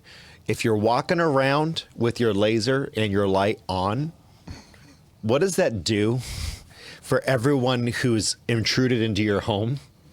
It gives them a line directly back to you. If you've ever done force-on-force training and you've seen someone light up their high-power laser, thank you. Bam! Yeah. It's the easiest thing. So lasers and lights, those only come on when you are making sure that the person you're about to shoot isn't your neighbor trying to steal some milk. You know, like that's when you turn your light on. Until then, you do not want your light on. You want your vision acclimated and properly attuned. Yeah, and lights on your gun are usually a lot of times good to have on, like for cops when they decide to put their gun on somebody, they turn it right on because then they're putting it on someone and blinding them so they can't decide to shoot back at them. Yeah, it's friend or foe delineation and final target acquisition. Correct. Until then, you don't really want to use it. So there's 2 different types of pistols. One's less expensive. Hopefully, you buy some more ammo if you buy the less expensive, as opposed to the tricked out version, and you just practice. If you buy the tricked out version, make sure you also buy some ammo and practice. But spoiler, I'm just going to say the handgun is probably the most versatile of them. Next one. Yes. Next, Captain. Now we have here the shotgun. The incorrect answer for almost any home defense scenario. And everyone's going to tell you, buy a shotgun. Because if you shoot like in this direction, everything over there is gonna get hit. If you're on audio, you see me do a 90-degree turn here. At 100 yards, if you have a normal choke, your splatter pattern is like, it's only about 18, 24 inches around. 100 yards or 100 feet. Have you ever shot with a regular choke? No, I'm asking. Are you talking yards? I've got That's 300 choke. feet. People engage all the time at 100 yards with shotguns. Oh, I would not. You want to know something? Not out of choice, but they can. Especially with buck, you're still in that tight of a pattern. People think you can just shoot and the whole room is dead. That is not true. Check this out. I have a buckshot choke that is made for hunting. Yep. At 70 yards. You hearing this, Charlie? I'm at not 70 yards. I've used it with double-aught buck, shot a pig that was 200 yards a sow in the head and dropped her. Do you understand how tight a shotgun pattern usually is? It's not 100 yard. No, it's 70 yards. At 70 yards. Bam. So shotgun chokes. Normally, you're looking at something in 70 the 12 yards. to 18. Everyone Pattern thinks a shotgun like this. is this widespread. No, it is not. It is a powerful tool, just like any other tool. It is limited in its scope and function. If you have a riot gun, you might be looking at something a bit wider, but it is still nowhere near as wide as people perceive. A shotgun is still very tight. They are very tight. They are people regularly with buckshot engage out to 100 yards successfully. Yes. It's not ideal. It's not suggested, but it does happen in wartime with the Brunelli M4. You will see there are many stories of people using that. They're breaching. They come out and they don't have time to switch. They're still dropping people. That Beretta A300 is a bad dude. So, and that's the next one. So a semi-auto. It's a semi-auto. I'm going to say this. There's a reason why I said it's the wrong choice for most cases. Correct. We'll do an episode. Steve and I were talking about doing an episode on why your home defense tactics, why your safe room is going to get your children killed. Safe rooms, unless you are carefully laying out your plan, they are more dangerous than just letting your kids stay in their own bedroom in some cases. There's a reason for that. Now, if you're all in a safe room and you have the shotgun pointed at the door, that is the correct usage of a shotgun. That is the correct usage because it will take whatever chunk of flesh is on the person that you aim it at and remove it. Yep. And so semi versus manual, though. Now, good question. Correct. Now, one big difference between the Beretta and the Remington is the Remington holds 6+1 and the Beretta holds 7+1. Mm-hmm. One big difference. And that's with a 3-inch shell. So then you come to the next issue. If you buy a semi-auto shotgun, what do you need to do with your ammo choice? Get the best that you can. High brass. Yes. It's not just the best. You have to have enough powder to cycle it. A lot of people go buy low brass, which if you don't know, more brass typically means there's more powder in the charge. Correct. And the semi-auto needs a higher recoil impulse to cycle. A lot of people buy a semi-auto shotgun. They say, hey, I spent my $1,000 on this nice A300, give or take. And now I'm going to go buy a bunch of low brass shells. And then they shoot it and it's jamming. Why is it jamming? You needed more powder.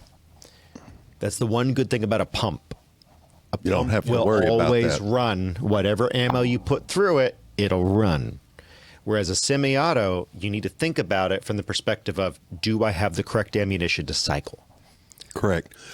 And a shotgun is a limited, like John Arthur was saying, a limited use type of weapon.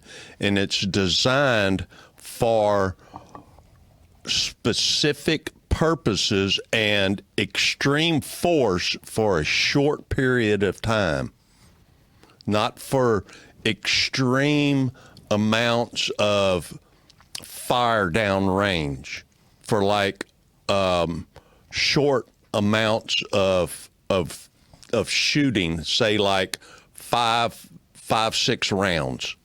Correct. And that's about it. Of putting downrange, not reloading and then shooting, reloading and shooting. It's not designed for multiple reloads and stuff. If you're reloading, you have to have a nice sidecar set of rounds just ready to go on little shotgun cards, and it's a whole different game to be able to reload and run. If you're trained to do that, God bless you. Great. Awesome. But I'm still going to say it is the least versatile of your home defense weapons. Correct. Contrary to popular belief, if you've ever hunted with a shotgun, or if you've ever taken one and actually done traps, Not just simple skeet shooting, but you've actually engaged with targets on the ground and you've seen the pattern, you'll know what I'm talking about. Especially if you have a choke on it, it will not do this large scatter pattern. It's doing this at 7 yards. It's devastating. But think about it. You still have to be quicker than the other guy moving this larger bore firearm onto target. Not against it. I own a few shotguns, and I own a semi-auto. She's hungry for the high brass slugs, okay? And I own a pump, and I can run anything through that pump. But they're a specific tool for a specific task. Correct. Just like a semi-auto pistol. Yep. Or an AR. Now, the question is, which one? How do you build your AR? Yes. And now we have the suppressed 300 blackout. So let's put that one up, and let's also put the next one up, because this is the debate. Which one do you build for home defense? Do you suppress your AR? Well, What's the purpose of suppression, though? Purpose for suppression is for not only noise reduction, but the compression reduction that you get from not just the noise, but from the signature reduction from the sound coming out, the compression of the if you're in a hallway, the pressure of the compression coming out of the end of the gun. It slows the gases down. The gases and everything coming out is a compression. And it takes the concussion and pushes it forward of the barrel, and it brings it back slower. And throws it back out. So it does two things. It does signature reduction, and it also reduces the amount of concussion at the shooter's face and ears. Now, that has two obvious benefits in home defense. The other benefit, though, that some people will argue against a suppressor, they'll say you're better off as a civilian shooting unsuppressed. Can you imagine why some people would say that? Military, police, and trainers, there's a lot of people that say this. I don't know if I agree with them, but this is what they say. Could you guess? I'm not sure. You're in a home defense scenario. You just shot an intruder in your house. Do you think it'd be a good idea if people knew and were able to come to your defense and your aid? Yes. That's the argument against a suppressor. I'm not convinced by it. Now, I said, this is my idea when you were talking about it. No, I want to make as much noise as possible because I have neighbors. I want my neighbors to wake up and hear there's something going on over there. If there's a suppression on it, then you know what the police are going to do? They're going to investigate. They're going to assume that you are a bad actor.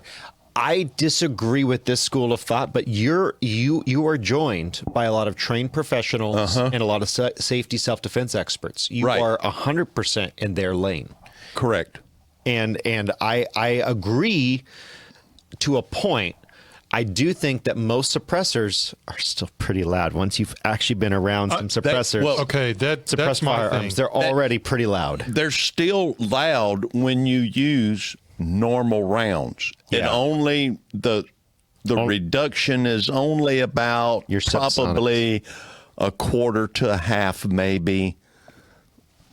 Yeah. Third reduction. Well, it's 160 to an average of about 140 decibels, and every 3 decibels is a doubling of perceived loudness. But after 120 decibels, you are past the threshold of pain, so it really almost doesn't matter at the shooter's ear. Where it matters is when at a logarithmic curve going further away. So usually you have about a 20 decibel reduction, 20 to 30 with a really good can. Yeah. But that's usually what you'll see. It still sounds like a jackhammer if you're shooting 5.56 through a suppressor. It's 5.56 has just got a lot of concussion, man. Sound too. As the bullet is still crossing the speed of sound barrier, it makes that sound. That's why the 300 blackout makes a better suppressed gun with a short barrel than a 5.56 does. Because it's perfect for suppression with the subsonic ammo. It's like a 45 on steroids, and it's a solid choice. And it also doesn't overpenetrate by comparison to like a 5.56 out of the same family. And about a 8-10-inch barrel, with a nice can on it. Mm-hmm. Oh, it's a nice setup. So I'm where I think Steve is. I do think the best all around is if you are trying to move through your house and you're alone, for some reason you think you have to move through your house, an AR is a great choice. I think the overall best is still your pistol, though. Oh, contrary to popular belief. Dude, I saw this one, and I don't know. And then we got to get to the next one. Yeah, I saw this guy. It was a video of a guy going through his house. He heard something, and he was walking through his house with a suppressed 300 because he heard something. He was walked downstairs, and all of a sudden, this black bear came barreling through, and he goes, hit it about 7 times and dropped it and had it suppressed. Yeah, good on him. Man, I mean, you got to watch out for them bears. Fast. Some of them have learned to open doors because people keep feeding them. Yeah. And it's not good for the bears, so don't feed the bears. I mean, he dropped that dude. It was something else. Your final option for home defense. Body as a weapon. The body as a weapon. The live chat wants you to jump in and start talking, Miss Nikki, by the way. This is more of a guy's subject, but you are free to just cut in at any time. Anytime, Miss Nikki. Anytime. I just hope if anybody breaks in, Charlie's there, and I can just call for help, and he can take care of the situation. We got Jay Taylor talking about using a sword, man. I saw axe as well. Yeah. Ooh. Yeah. Pepper spray. That'd be my pepper spray. Pepper spray's good, but or my 9mm. Keep going, Steve. Skunk spray. But body as a weapon. Martial arts is. I've studied it for 30 years. Taught for 25. Taught self-defense, women's self-defense, kids self-defense. Taught jiu-jitsu, taekwondo, kajikuru, taekwondo, karate. Yeah. I split all of them. I mean, I could name a bunch of them. Judo, a number of things. But to go on to say is that all of these skills will help with self-defense. Yeah. And it's about defending yourself with skills with your body, because there are a lot of people who don't like to use guns. Mm-hmm. Afraid of guns or don't want to use guns. Open hand skills, though, are also critical. If you're ever in a situation where you have misstepped and you've now come within their range before you can level your firearm, having open hand skills is really important. When people are being attacked, they always go for the gun and not the person. You need to control the person and then go for the person. Because if you focus on the gun, the battle's about the gun and not about the person who's going to try to wield it on. I will say this because I took one of Steve's self-defense classes, and I don't consider myself a real wimpy person. And so Steve was setting a situation up, and he goes, Nikki, this is what's going to happen. I'm going to come behind you, and I'm going to grab you, and this is what I need you to do. So, okay, we're going through it. But when he came up behind me, I'm not watching him. And he grabbed me. It freaked me out. He told me what he was going to do, but it was the freakiest feeling I ever had. So I would say for ladies to take a self-defense class, because if somebody were to come behind you like that, even though I was prepared and ready for it, it was the scariest thing to have a man grab you really roughly. I mean, it wasn't really rough because he was teaching a class, but if a guy's not teaching a class, it opened your eyes. Yeah, it was frightening. It was very frightening, and I was prepared. And if you're not prepared for it, it's going to paralyze you, is what it's going to do. Yeah, and it's what it's about is somebody knowing that they're doing something to you, and they're going to be doing something to you, and you got to do something to stop it. And you go, oh my, yeah, what am I going to do? Oh my! Until you've actually gone through the motions, you're not going to have the requisite muscle memory to be able to actually survive that encounter. So if you do carry, make sure you get some open hand skills too. Go get training with someone who teaches real world open hand skills. And martial arts are arts. You want self-defense, correct? Not just martial arts. You want someone who's doing a mixed martial arts or defensive type course where you aren't being nice. You are kicking people in the groin. You are stomping on toes. You're hoping to break toes. Oh, by the way, though, in the self-defense class, some men are not paralyzed by being kicked in the groin, because I accidentally kicked Steve in the groin. Yeah. And it didn't affect him. And he told me, he said, Nikki, sometimes that's not going to work. You've got to hit the correct spot. And even then, some guys do have the pain tolerance to get past that. So women assume incorrectly.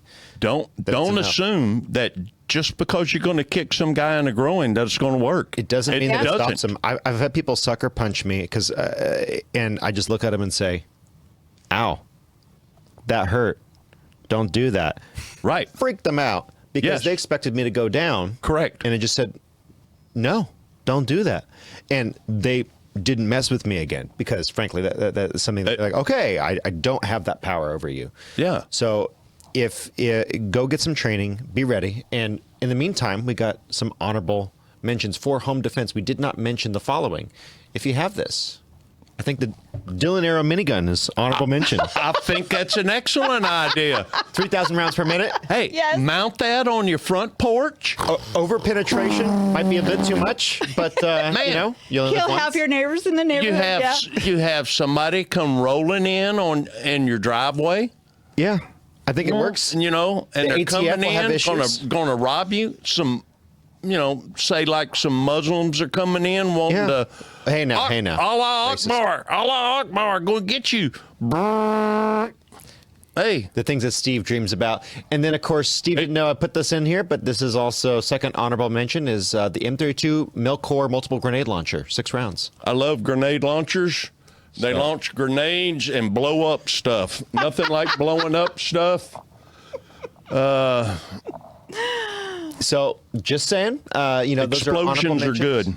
Well, and you're assuming it's just not tear gas. I mean, tear gas is great for home defense. I mean, I love it when the baby starts to cry after you've made the home intruder cry, said no one ever. And making blue-haired liberals cry is good too. Speaking of blue-haired liberals, this is from Allison 7871A. Just put a picture of Hillary Clinton in the window. Oh, yes. I like the one from the Epstein files where Bill Clinton is in a blue dress and red high heels. I think you putting that in your window would deter just about anyone, any self-respecting person. I think that'd about run anybody off. Have you seen that one, Mr. Producer? No. We haven't gotten to the Epstein files yet because I still don't know enough. I've been looking and reading, so there's a lot of interesting questions. I don't feel like we've had anything reasonable to add as an apologetics channel, but I do find it interesting. And of course, Bill Clinton being in blue dress and red slippers was nightmare fuel. I've seen so many things about Trump, and it's not real. So I just don't. Yeah, we'll see. We'll see. More information needed before really comment. I like to have facts and data, and like we said, we like to actually bring you something that's valuable and is positive. So speaking of valuable and hopefully positive, Mr. Producer has produced and put together a music review. Go ahead and throw that up there. Ooh. You can do the switch while we go through things too. Man, we need to get pictures of him on there, like Like yours. Doing flips or something. Where he's Doing playing the piano. Flips. Yeah, or doing flips, I don't or him think playing the guitar. Let's go into the meat of this, Mr. Producer. Let's go. Okay, so the song I chose for today is there we go. Joy has dawned upon the world. Keep going. By close. Stuart Townsend. Okay, by Stuart Town. And now this, I know Christmas is over, but this is a Christmas song. It's a more modern Christmas song written by Stuart Townsend and Keith Getty of Keith and Kristen Getty. Awesome. And for the most part, I think it's phenomenal. It's pretty deep, but I do have some questions about it. Let's jump in. Verse 1, joy has dawned upon the world, promised from creation. God's salvation now unfurled, hope for every nation. Not with fanfares from above, not with scenes of glory, but a humble gift of love, Jesus born of Mary. I like the verse. Strong. Yep. I like that. Nice. Verse 2, sounds of wonder fill the sky with the songs of angels, as the mighty Prince of Life shelters in a stable. Hands that set each star in place, shaped the earth in darkness, cling now to a mother's breast, vulnerable and helpless. And that last line is kind of where my first question comes from. Vulnerable and helpless. Yeah. As a baby, they're talking about. I know. Well, so the question is And did make God that argument? did Jesus empty himself of complete divine knowledge, or did Jesus have divine knowledge even as a child, and he experienced the world? So the question is did he experience the world completely devoid of his knowledge and just with a strong presence of the Spirit? That's a theological question that many people have spilled ink I over. wouldn't think so. I don't think Jesus was like us in that, as a baby, you don't know anything, and as you grow, you learn more. I think he was still omniscient. But the fact, all right, so here's the problem. If you go Compare back to the him. verse, he is clinging to the mother's breast. A child dies without the nurturing care of a parent. So the reference is without, he came as a man, as man comes into the world as a baby. Babies are very vulnerable. You can't leave a child who's born to themselves. They will die. So even though he is still God in the flesh, so you're right, but he came in a vulnerable state of human flesh. So I think I don't question the verse, just putting it in the right perspective. Yeah, I totally agree with that sentiment. Yeah, that's a fair argument. I just think maybe it could be a bit clearer on that. It's hard to do that and be poetic. You can that's drill it true. into oblivion. So, I think that one's fine. but continuing on, verse 3, shepherds bow before the Lamb, gazing at the glory. Gifts of men from distant lands prophesy the story. Gold, a king is born today. Incense, God is with us. Myrrh, his death will make a way, and by his blood he'll win us. And you Probably love that. my favorite verse I had a because of feeling the you were gonna three say that. gifts. The three gifts part, the symbolism behind those three gifts, that's Yes. phenomenal. That's perfect. Yeah, that's a fantastic song. Yes. And then last verse here. Son of Adam, son of heaven, given as a ransom, reconciling God and man, Christ our mighty champion. What a savior, what a friend, what a glorious mystery. Once a babe in Bethlehem, now the Lord of history. Now, Yeah, now the Lord of History. that's where I was going to say. Now the Lord of history, he's always the Lord of history. I'd say crowned the Lord of History would be a fine way to say it. I would agree that could be Problematic. smithed a little better. Yeah. It could be I smithed a agree. little bit better. I agree. It's always been The Lord of History. So Yep. that's one of those things. Sometimes you have these songs and they're generally well written. Let me break that down for you, because when you teach your school, history means his story. So Lord over his story. Yeah. That's one way to look at it. Okay. Yep. I big am problem kind is- of like not up on some of these memes. Okay. Y'all gonna have to update me. What does the dancing rabbit mean? Wait, what? So so this is something that's in the chat, Steve. Oh, okay. It's in PSB's Okay. chat. People who don't know. Okay. It's- I don't know what the dancing Chat, tell rabbit us is. what Y'all that gonna have to dancing explain that rabbit one is. to me. So we are at 2:50. Do we want to go through the screw tape letters? You're not going to make it. You can't. I think we do. I don't think you'll make it. We need to do final thoughts for the day. So let's go ahead and go to Miss Nikki. Let's go to Steve and then Charlie. Well, like I said earlier, I have a very simple faith. And I told Charlie, I said, these people that rise up and they think they have this new knowledge and they can prove to you that the Bible's wrong, God is not who he says he is, is, professing themselves wise, they became fools. If you have a simple faith and you, through Scripture, have learned to pray and come to the saving knowledge of Jesus Christ, and you obey the Scriptures, and you grow in the Spirit, and you grow in your relationship with Christ, these things are not going to shake your foundation. You're just going to be able to dismiss them, because the relationship between you and God goes farther and deeper than philosophy or theology, of somebody's false theology, or whatever you want to call it. There's always going to be somebody that stands up that has a good sounding argument based on nothing more than I hate God and I want to prove that God does not exist. Yeah. And that's one of the reasons why I've taken some significant amount of time. I've been asked to, and gladly obliged. Some folks have asked me at different times, can you tell us about the biblical inerrancy? Can we look at that? Can we study that? And that's why I've really taken a lot of time to look at it. And I've looked at the document hypothesis. I've looked at some of the other ones. And one of the things you'll find is Satan likes to just reuse the same argument in a different generation. And people come along and they say, oh, we're so liberal. We're so progressive. We've come so far. And now we have this new idea. It's not new. It's not rehashed. New. It's rehashed every time. So it's one of the reasons why I think it is good to go ahead and look at the arguments of the enemy, because after a while you start to say it's one of like 4 or 5 arguments, and they're all terrible. Arthur, you do need to look at them, because this does shake weak-minded Christians. Yes, it does.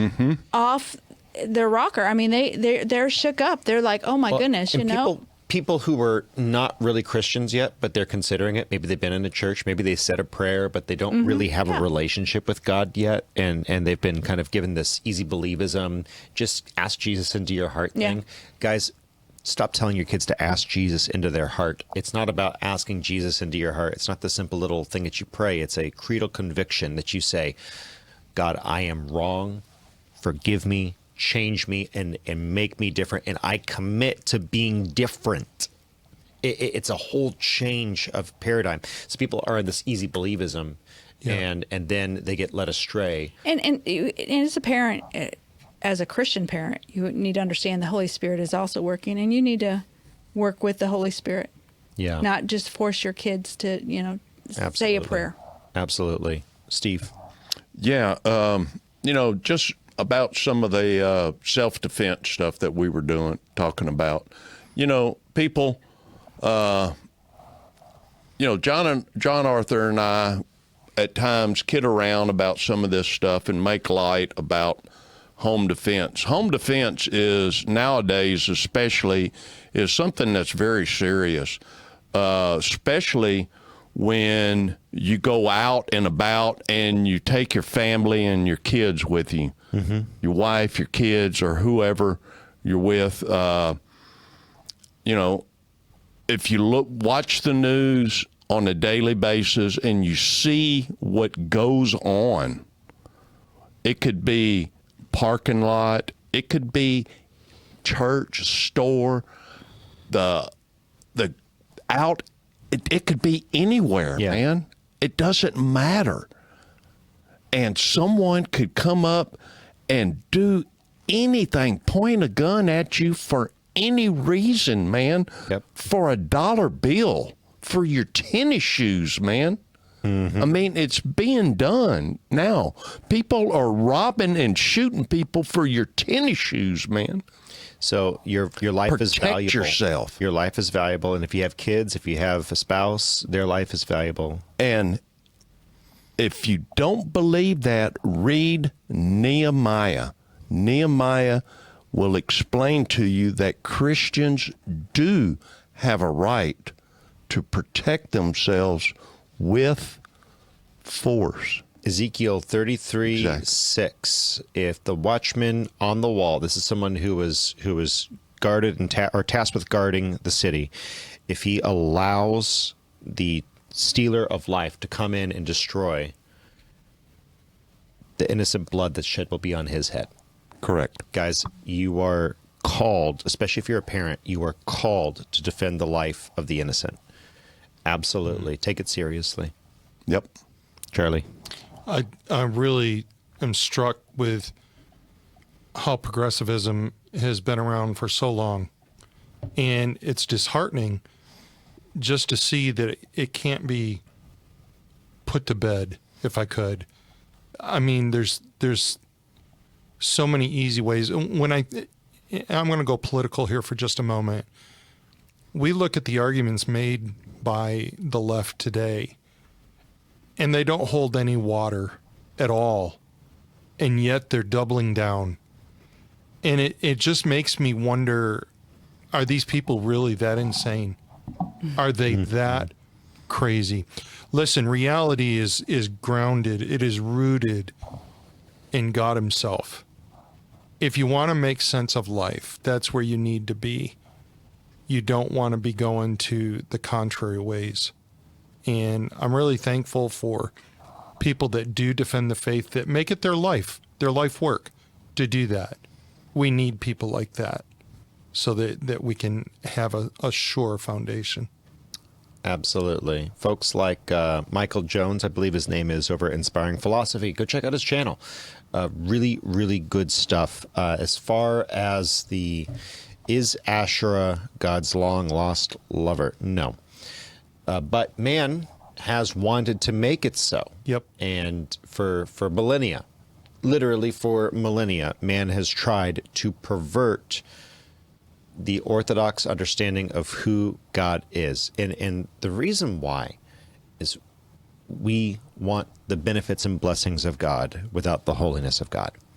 We want to make God our own little genie. We want to make God our own little provider who is quiet and permissive, yet gives us everything we want and we need.